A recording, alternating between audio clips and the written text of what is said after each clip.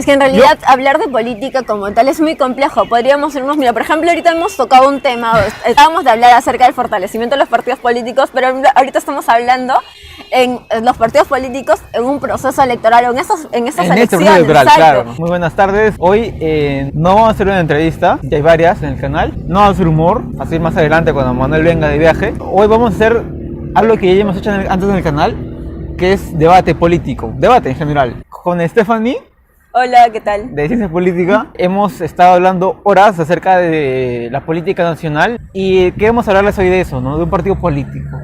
Para empezar, yo creo que una pregunta importante, y la que te hice a ti también, era ¿por qué es importante un partido político? Al menos en Perú, ya que estamos en el caso peruano, había elecciones ese último. Yo considero que los partidos políticos en realidad son importantes porque de alguna manera aseguran o fortalecen la democracia, ¿no? Son organizaciones políticas que tienen una estructura. Esa estructura como tal, obviamente, para cumplir, se puede decir, los requisitos que conforman o lo que caracteriza a un partido político para formar o ser un partido político, son requisitos que guían una línea, ¿no? En ese sentido, por ejemplo, la doctrina más que nada.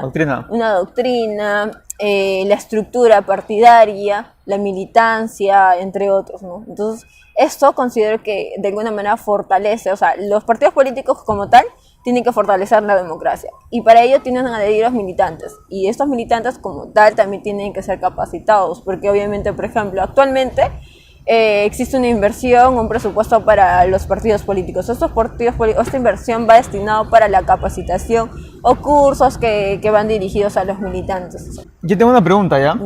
En el Perú, también lo que hablamos, hay pocos partidos políticos que cumplen las condiciones para ser un partido político, ¿no? Y no ser solo fachadas de un candidato o movimientos políticos que no deben ser partido.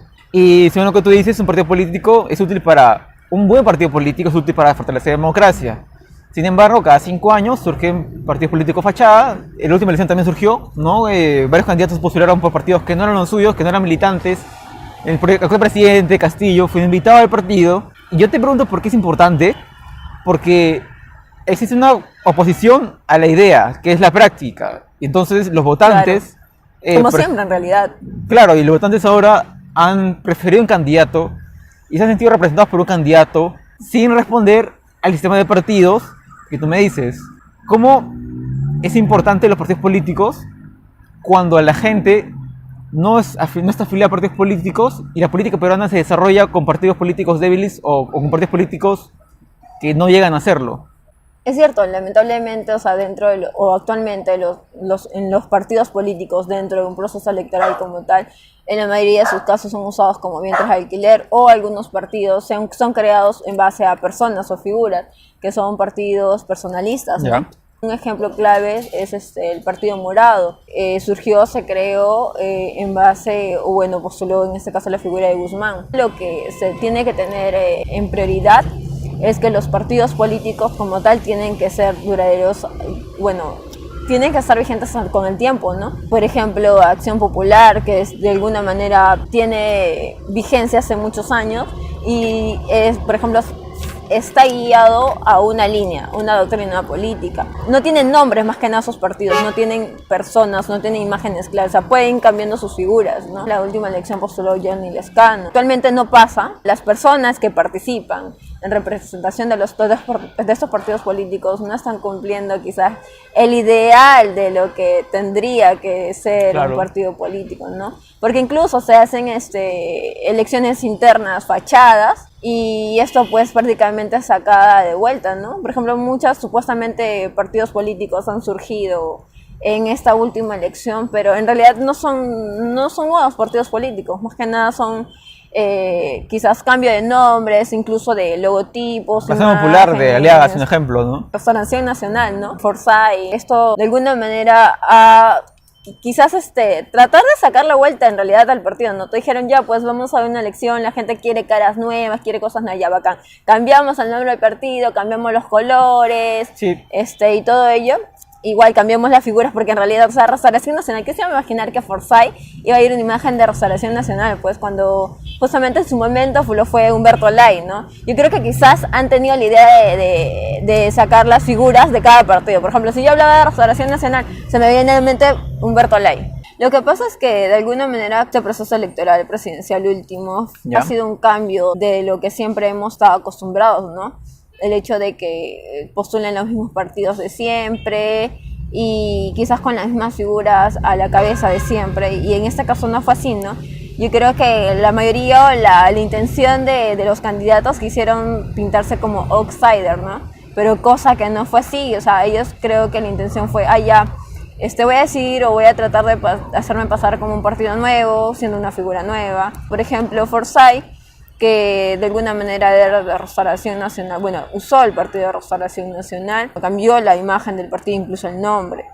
Igual que Renovación Popular, ¿no? Renovación Popular anteriormente era Solidaridad Nacional. Ya después de esa pequeña análisis acerca de los partidos, de que muchos son más o menos pseudo partidos, no podemos pintarnos acá diciendo que los partidos políticos que tienen líderes políticos en este momento sean verdaderos partidos políticos. A pesar de que las preferencias que tenga yo personalmente no estoy de acuerdo con el sistema de partidos actual, hay una duda que esta elección tiene cosas en común con las anteriores, con los partidos fachada, por ejemplo, ¿no? Los bienes de alquiler, candidatos que son invitados para postular, o que hay un cambio ideológicos de ciertos cambios pequeños dentro de las militancias para que un candidato tenga mayor preferencia, ¿no? Algo así, se acomode mejor. Pero, claro.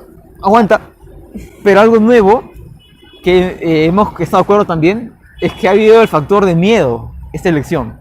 Y no solo miedo a cambios, sino un miedo fuerte al enemigo, ¿no?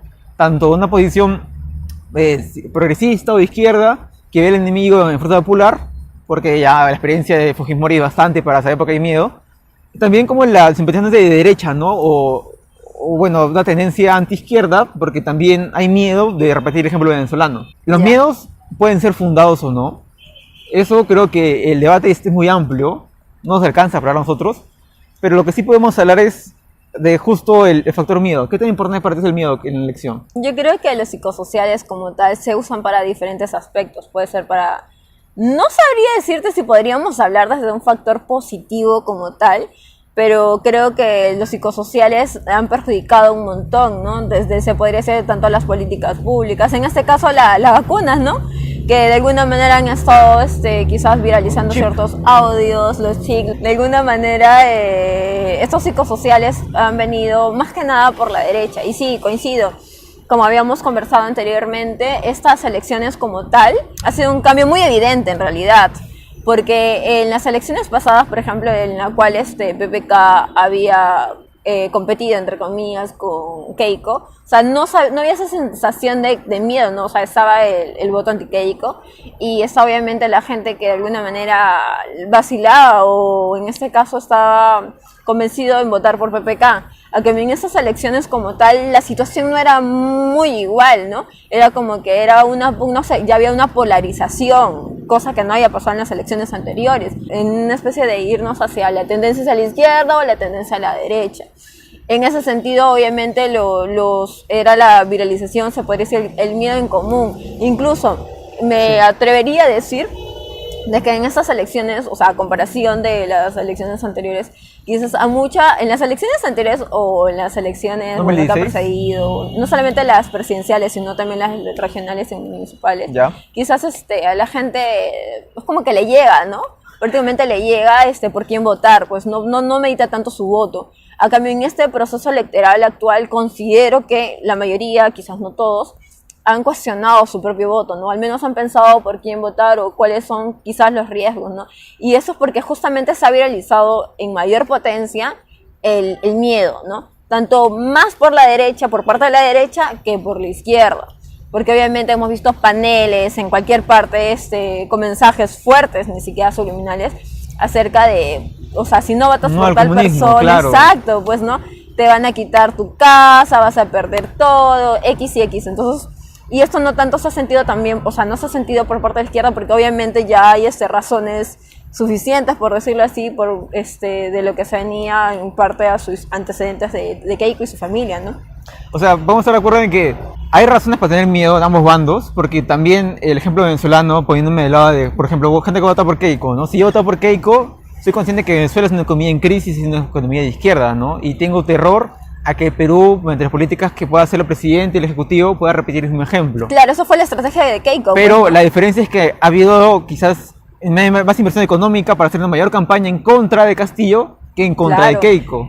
Obviamente yo creo que el tema de la competencia como tal de la campaña ha sido muy evidente, esta desigualdad, ¿no? Por ejemplo, el hecho de estas inversiones, grandes inversiones en presupuesto para la campaña, o sea, los paneles, ¿cuánto dinero se ha invertido ahí? Y asumo, creo yo, que las declaraciones, por ejemplo, obviamente cuando hay un proceso electoral, se declara, entre comillas, todas las inversiones que has realizado. Evidentemente, nos hemos preguntado, algún medio de comunicación que se ha preguntado si es que esos paneles lo llegó a declarar Keiko Fujimori. No lo sabemos.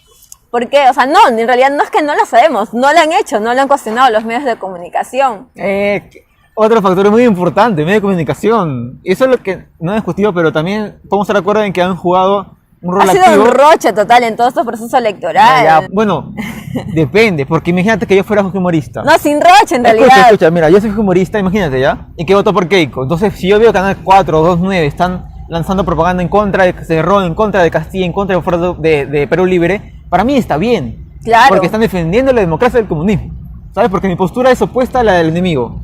Ya. O sea, podemos estar de acuerdo en que los partidos han tomado un bando, ¿no? Han elegido un bando en el cual apoyar.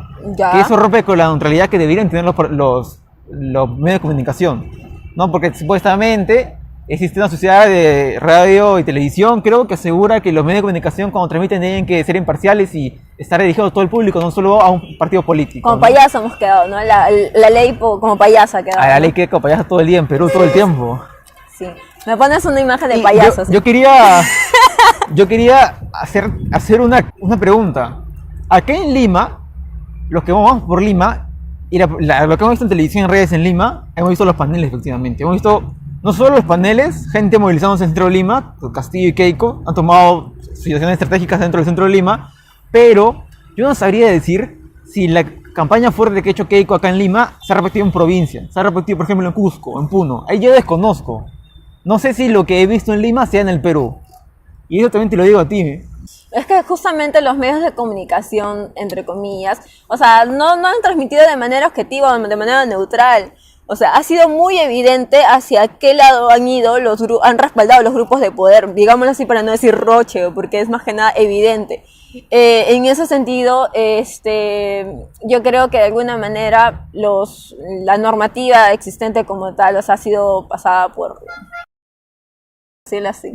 Oye, el pino. Una criada, ¿qué es esta chica? Entonces, esta elección ha sido diferente por lo que hemos hablado y también por el COVID, por la crisis económica, el desempleo, que aumenta más los miedos, ¿no? La inseguridad que tiene la población. También, pero este tema de la crisis del COVID también, o sea, la pandemia como tal, o sea, también hay muchos partidos políticos que han estado en competencia, les ha llegado totalmente a tomar las medidas y los protocolos, o sea, por ejemplo, hemos visto varios partidos políticos o varios candidatos que se han movido en cantidad o con sus portátiles por los mercados, por varios espacios, que están arriesgando no solamente exponiendo su propia vida, no solamente al equipo, sino a las personas o a los ciudadanos. O sea, si te importa la ciudadanía, ¿por qué las expones, no? O no sabemos, estamos siendo muy radicales también, quizás algo que no va a ser en cámaras, porque es un debate larguísimo acerca de los valores que fomentan la corrupción dentro del poder estatal, pero que está relacionado también con la propia característica del ser humano y de dónde se encuentra, que es un debate enorme.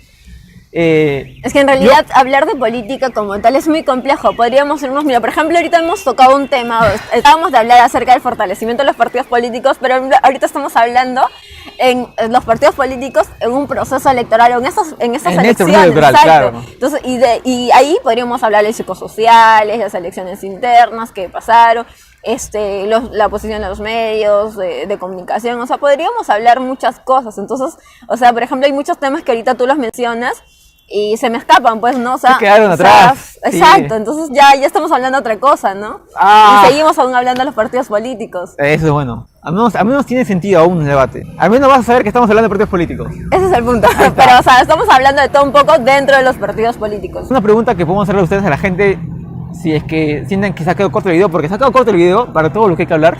Lo que podemos hacerle pedirle a ustedes que nos están viendo. Un tema preciso, ¿no? Que nos pongan un tema preciso. Eso estaría bien chévere. Para poder enfocarnos ya directamente a tal punto, ¿no? Pero, y no aperturarnos a todos los temas existentes. Pero también que ustedes mismos piensen. Por ejemplo, la pregunta a ustedes. ¿Por qué creen que la corrupción está tan generalizada en el Estado peruano? Por no hablar de estados extranjeros, solo hablar del Perú. Yo creo que también podríamos pensar también es el tema de la posición de la ciudadanía dentro del proceso electoral. Por ejemplo, o sea, el hecho de que cuando iba, o sea, esto es serio, Keiko Fujimori a varias zonas del país, en provincia, o sea, incluso la misma población que estaba a favor quizás de Castillo, o simplemente era que obviamente no está a favor de Keiko, le tiraron orine, le cerraron un montón de espacios, le gritaban, entonces... La mecha de Centro Lima. También, o sea, y esto lo que estaba mencionando más que nada en provincia, ¿no? O sea, obviamente aquí en Centro Lima había una especie de choque bien fuerte, entonces yo creo que también eso es un punto muy importante que se debería mencionar. Yo creo que estas elecciones como tal tienen muchos puntos, entonces yo creo que podríamos hablar puntitos y ya pues. O sea, hay muchos temas, pues, ¿no? Hoy día se nos ha quedado chico el tiempo, no podemos hablar, hay una lista de cosas para hablar, el tiempo no nos da, pero... Se enfrió el agua ya. Sí, ya acabé el agua hace rato, antes que se enfríe más. Si tienen un tema que sienten que ha faltado hablar, o que hablándolo puede desarrollarse ideas muy originales y nuevas para el Perú, para la comunidad donde se encuentren, o lo que les parezca preferencia de tema, por favor déjenlo en los comentarios y hasta una próxima oportunidad será. Este ha sido Cuarto Poder. Quinto Poder. Hasta luego. Hasta luego.